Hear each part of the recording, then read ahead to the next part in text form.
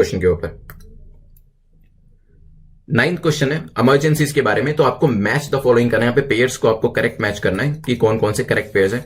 तो यहाँ पे नेशनल इमरजेंसी आर्टिकल 352 के अंदर बताई गई है, हो सकता है। व्हाट अबाउट फाइनेंशियल इमरजेंसी, ये 356 आर्टिकल के अंदर बताई गई है। स्टेट इमरजेंसी आर्टिकल 360 में बताई गई है।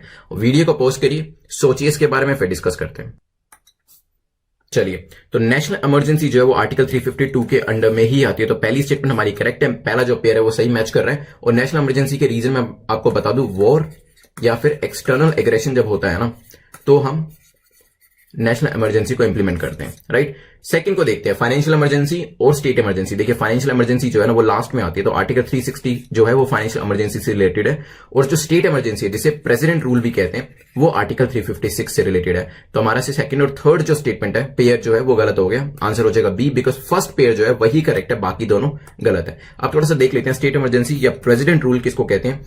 जब break down of constitutional machinery होता है ना किसी भी स्टेट के अंदर, लेट्स से कि स्टेट, यहां पे स्टेट एक्स है, किसी का नाम नहीं लेते हैं, यहां पे ये जो स्टेट है एज पर कॉन्स्टिट्यूशन मशीनरी नहीं चल पा रहा है, तो क्या होगा यहां पे प्रेसिडेंट रूल लगा दिया जाएगा बाय द सेंट्रल गवर्नमेंट। और ये कब किसके अंडर में किया जाता है, आर्टिकल 356 के अंडर में किया जाता है।